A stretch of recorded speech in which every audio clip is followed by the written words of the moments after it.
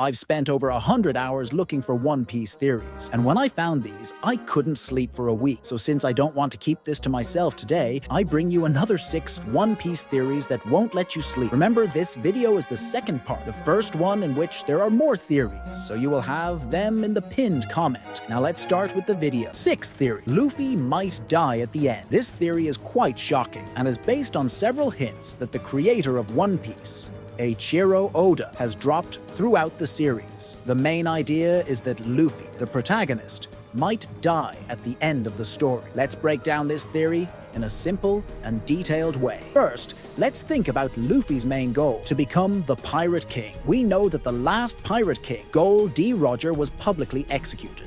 Roger's death triggered a new era of piracy. Some people believe that something similar could happen with Luffy. That is, his death could spark another great wave of piracy and adventures in the world of One Piece. Additionally, there are many moments in the series suggesting that Luffy is shortening his life every time he uses his most powerful techniques. For example, when he uses his second gear for the first time in the Enies Lobby arc, Rob Lucci of CP9 mentions that this technique is shortening Luffy's lifespan. This mode makes his body work at an incredibly high speed, giving him immense power, but at the cost of his health. Another example is during the Impel Down and Marineford saga, where Luffy receives hormonal treatments from Emporio Ivankov. These hormones give him superhuman strength and energy, allowing him to keep fighting even when severely injured. But Ivankov warns Luffy that these treatments are also reducing his lifespan. More recently, in the battle against Kaido, Luffy uses his Gear 5, and for a brief moment, he appears to transform into an old man. This suggests that overuse of this technique could be rapidly aging his body, further reducing his lifespan. So, the theory that Luffy might die at the end of the series is not only based on these hints, but also on the narrative of epic heroes who sacrifice everything for their dream. Luffy has always been willing to risk his life for his friends, and his dream of finding the One Piece and becoming the Pirate King. This final sacrifice could be the emotional and epic climax of the series. Additionally, Luffy has a sort of death mark on him. Since he ate the Gomu Gomu no Mi, the rubber devil fruit, he has been at the center of numerous events that shorten his life. While he is an incredibly resilient and tenacious character, each battle and powerful technique he uses seems to take a toll on him. For many fans, the idea of Luffy dying at the end of One Piece is heartbreaking, but they also see it as a realistic and powerful closure to his story. It would be a way to show that dreams come with a price, and that Luffy was willing to pay the ultimate price to achieve his. 7th theory: Crocodile is Luffy's mother. This theory is one of the wildest and most long-running theories in the One Piece fanbase. It suggests that Crocodile, one of the series' early villains, is actually Luffy's mother. Let's break it down in a simple and detailed way. The foundation of this theory comes from a secret that Emporio Ivankov, a revolutionary with the power to change people's genders, holds over Crocodile. During the Impel Down arc, Ivankov convinces Crocodile to behave by threatening to reveal this secret. Many fans speculate that this secret is that Crocodile was originally born a woman, and that Ivankov used his horn fruit powers to change Crocodile's gender to male. But the theory doesn't stop there. It goes on to suggest that not only was Crocodile originally a woman, but that she is actually Luffy's mother. This speculation arises from a few key points. First, Eiichiro Oda, the creator of One Piece, has mentioned that Luffy's mother is a character he has drawn repeatedly before. This statement leads fans to look at existing characters who could fit this description. Crocodile is a character we see quite often, and despite being a villain, he has a complex background that hasn't been fully explored. This opens up the possibility for more depth and twists in his story. Additionally, the connection between Crocodile and Ivankov gives some credibility to the idea that there could be a hidden past involving gender change. Another point is that Luffy's father, Monkey D. Dragon, is a mysterious and powerful figure who leads the Revolutionary Army. The theory speculates that Crocodile, as Luffy's mother, might have had a significant reason to hide her true identity and gender. Being connected to such influential figures in the One Piece world, like Dragon, could explain why Crocodile's past is shrouded in secrecy. If we consider Crocodile's actions and motivations throughout the series, there might be hints that he has a deeper connection to the main characters than initially revealed. For instance, Crocodile's intense hatred for Whitebeard could stem from personal reasons that go beyond their pirate rivalry. If Crocodile is indeed Luffy's mother, this would add a new layer to his character, showing that his actions might be driven by a complex history involving his family. The theory also touches on Oda's storytelling style, which often includes surprising twists and hidden connections between characters. Revealing Crocodile as Luffy's mother would be a dramatic and unexpected twist, fitting Oda's penchant for shock value and deepening the emotional impact of the story. While this theory may seem far-fetched, it is rooted in the mysterious and interconnected nature of the One Piece world. The idea that Crocodile could be Luffy's mother adds a new dimension to both characters and aligns with Oda's tendency to weave intricate backstories for his characters. By the way, if you like the video, subscribe to the channel right now. It's free and you'll help me reach 1,000 subscribers and fulfill my dream. Have you done it yet? Thank you very much. Luffy is proud of you. Let's continue with the video. Oh, and also hit the like button. 8th theory. The One Piece is on the moon. This theory is one of the most outlandish and intriguing in the One Piece community. It suggests that the ultimate treasure, the One Piece, is not on Earth at all, but on the moon. Here's a simple and detailed explanation of this theory. The idea that the One Piece is on the moon might sound crazy at first, but there are several pieces of evidence in the manga that support this theory. Eiichiro Oda, the creator of One Piece, has a habit of using cover pages of chapters to tell side stories about what other characters are up to around the world. One of these side stories involves Enel, the former ruler of Scipio. After his defeat by Luffy, Enel travels to the moon. In his cover story, on the moon, Enel discovers an ancient city called Burka, which is inhabited by alien space pirates and an army of automatons. This city contains ruins that depict the winged races from the Sky Islands and also show images of what appear to be the ancient weapons. These weapons are a significant part of One Piece lore and are believed to be capable of causing massive destruction. The presence of these ancient ruins and the connection to the ancient weapons on the moon suggests that there might be more to this celestial body than we initially thought. The theory posits that the greatest treasure, the One Piece, could be hidden on the moon, tied to this ancient civilization that once thrived there. Another piece of evidence supporting this theory is the importance of the moon in the story of One Piece. The moon is often depicted in the manga and has various symbolic meanings. For example, during the Scipio arc, the moon is shown as a crucial element of the Sky Islands' history and culture. The moon's prominence in these stories hints that it could play a more significant role in the overall plot. Fans who subscribe to this theory believe that the final journey to find the One Piece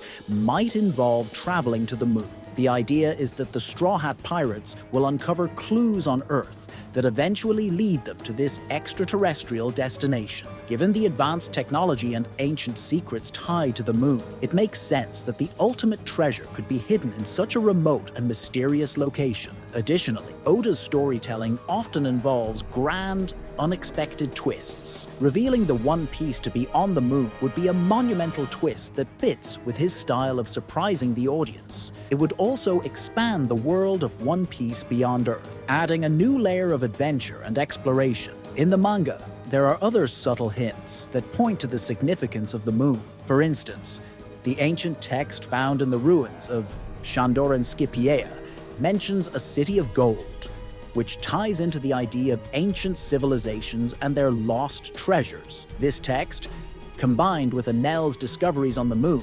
strengthens the theory that the moon holds critical secrets related to the One Piece. Moreover, the idea of space exploration in One Piece isn't entirely far-fetched. The series has always pushed the boundaries of imagination, featuring sky islands, underwater kingdoms, and more. A journey to the moon would be a natural progression in this world of limitless possibilities. 9th theory. The One Piece is friendship. This theory is one of the oldest and most debated among One Piece fans.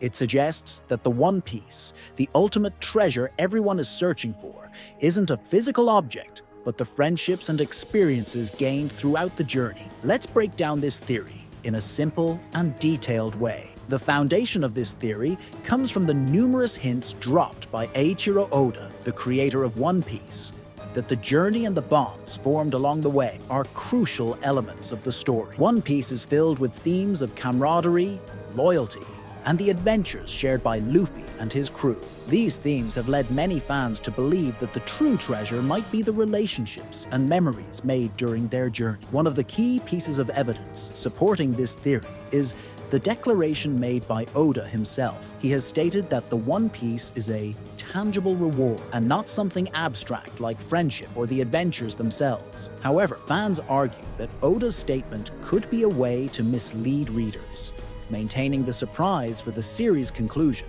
The idea that the One Piece could be friendship ties into the broader narrative of the series. From the very beginning, Luffy has been gathering a diverse crew, each member with their own dreams and goals. Despite their differences, the Straw Hat Pirates have formed an unbreakable bond, supporting each other through countless challenges. This unity and the strength of their friendships are recurring themes that underscore the importance of their relationships. Throughout their journey, the Straw Hat Pirates have encountered many allies and friends who have helped them in their quest. These relationships have often been more valuable than any material wealth they could obtain. For example, the bonds formed with characters like Vivi, Shirahoshi, and the people of Dressrosa have been crucial to their success and growth as a crew. Another aspect supporting this theory is the emotional impact of the friendships in the series. Many of the most memorable and powerful moments in One Piece revolve around the deep connections between characters. From the heartbreaking farewell to the going merry to the epic rescue of Ace. These moments highlight the importance of the bonds between the Straw Hat Pirates and their allies. Additionally, the idea of the One Piece being friendship aligns with the overarching message of the series, that true strength comes from unity and the support of loved ones. Luffy's unwavering belief in his friends and his willingness to risk everything for them is a testament to this theme. The journey itself, with all its hardships and triumphs, has been about forging these strong, meaningful connections. Fans also point to the parallels between Luffy and Goldie Roger, the former Pirate King. Roger's final words, before his execution, sparked the great pirate era, inspiring countless people to seek the One Piece. Some believe that Roger's treasure was not just material wealth, but the legacy of the friendships and alliances he formed during his lifetime. If Luffy were to discover that the One Piece is a similar legacy, it would be a fitting end to his journey, emphasizing the importance of the bonds he has created. 10th theory, the One Piece is destroying the Red Line. This theory is one of the most elaborate and intriguing ones among One Piece fans. It suggests that the ultimate treasure, the One Piece, involves destroying the Red Line, a massive continent that encircles the globe and separates the world into 4 distinct oceans. Let's break down this theory in a simple and detailed way. The Red Line is a significant geographical feature in the world of One Piece. It is a massive, impassable wall that separates the North, East, South, and West Blue Seas, and it runs perpendicular to the Grand Line, another critical maritime route. At the intersection of the Red Line and the Grand Line lies the Holy Land of Mariajois, the capital of the world government. Destroying the Red Line would have profound implications for the world, uniting the 4 seas into one and fundamentally altering the political and geographical landscape. One of the key pieces of evidence supporting this theory is the prophecy made by Madame Shyarly, a fortune teller in Fishman Island. She predicted that Luffy would be the one to destroy Fishman Island. Fishman Island is located directly beneath the Red Line, right under Mariajois. If the Red Line were to be destroyed, Fishman Island would be obliterated in the process, fulfilling Charlie's prophecy. Another piece of evidence comes from the character Laboon, the giant whale who constantly bashes his head against the Red Line in hopes of reuniting with his pirate friends, the Rumbar Pirates. The destruction of the Red Line would symbolize Laboon's perseverance and the breaking down of barriers that separate friends and families across the seas. Additionally, there is a significant thematic element to consider. The name One Piece itself suggests unity and wholeness. By destroying the Red Line, the world would literally become one piece, uniting the 4 separate seas into a single vast ocean. This act would also dismantle the oppressive structures of the world government, which maintains its stronghold at Mariajois. The world government's control over the world is symbolized by its position atop the Red Line, and its destruction would signify the end of their tyranny and the beginning of a new era of freedom and unity. The ancient weapons, particularly Pluton, play a crucial role in this theory. Pluton is an ancient warship capable of massive destruction, and it is speculated that its power could be used to destroy the Red Line. The blueprints of Pluton were once in the possession of Frankie, who burned them to prevent their misuse. However, it's possible that the knowledge of Pluton's construction could be revived and used for a greater purpose. Moreover, the theory ties into Joy Boy's promise and the Void Century. Joy Boy was a key figure from the Void Century, a lost period in history that holds many secrets about the current world structure and the ancient civilization that once existed. Joy Boy's promise to the fishmen involved moving them to the surface, which could be achieved by destroying the Red Line and eliminating the barrier that separates Fishman Island from the rest of the world. In various arcs, characters like Whitebeard and Doflamingo have hinted at the existence of a great secret or event that will shake the world to its core. Whitebeard's final words included a mention of a great war that would engulf the world once the One Piece is found. Doflamingo spoke about a national treasure located in Mariajois, which could be linked to the Red Line and its destruction. Lastly, the theory is supported by the overarching narrative of breaking down barriers and uniting the world. Luffy's journey has been about forming alliances, making friends from different cultures, and fighting against oppressive forces. Destroying the Red Line would be the ultimate act of unification, bringing all peoples and cultures together in one piece. 11th theory. Joy Boy was the original giant warrior, Oars. This theory delves into the ancient history of the One Piece world, suggesting that Joy Boy, a significant historical figure, was actually the original giant warrior, Oars. Let's break down this theory in a simple and detailed way. The theory begins with the mysterious character Joy Boy, who lived during the Void Century, a period of history that has been erased from the records by the world government. Joy Boy is known for leaving behind a message on the poneglyphs, large stone tablets that hold the true history of the world. He's also associated with the promise to the people of Fishman Island, which has yet to be fulfilled. Oars, on the other hand, is introduced much later in the story as a massive ancient giant. His frozen body is discovered in the Florian Triangle by Gecko Moria, who then revives Oars using the powers of his Kage Kage no Mi, Shadow Shadow Fruit. Oars is known as the Continent Puller because of his immense size and strength, which supposedly allowed him to move entire islands. The connection between Joy Boy and Oars is based on several pieces of evidence. Firstly, the size and strength of Oars align with the idea of someone capable of great feats, like Joy Boy, who made a significant promise to the fishmen. The promise involved moving the fishmen to the surface world, which would require immense power, possibly that of a giant like Oars. Additionally, the ancient giant race to which Oars belonged could have been a dominant force during the Void Century. This would explain why Joy Boy, if he were an ancient giant, had such a significant impact on the events of that time. The Void Century is filled with mysteries, and the existence of an ancient race with incredible power fits into the narrative of a lost, advanced civilization. Another piece of evidence is the poneglyphs themselves. These indestructible stone tablets were created by an ancient civilization to pass down their knowledge and history. If Joy Boy was part of this civilization and also an ancient giant, it would make sense that he had the capability and the knowledge to create or commission these poneglyphs. His message to the future generations, including the apology to Fishman Island, could be part of a larger effort to ensure that the true history of the world was not lost. Moreover, the appearance of Oars Jr. during the Marineford War adds another layer to this theory. Oars Jr., a descendant of the original Oars, displays a strong sense of loyalty and friendship, particularly towards Ace. This loyalty and the willingness to go to great lengths for friends mirror the values that Joy Boy seemed to hold, as inferred from his apology and promise to Fishman Island. The connection between Joy Boy and oars also ties into the overarching themes of One Piece, such as the legacy of ancient civilizations and the impact of history on the present.